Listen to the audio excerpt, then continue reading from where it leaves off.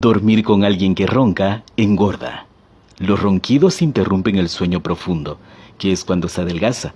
No dormir aumenta el apetito y frena el metabolismo. La causa número 1 de los ronquidos es la resistencia a la insulina.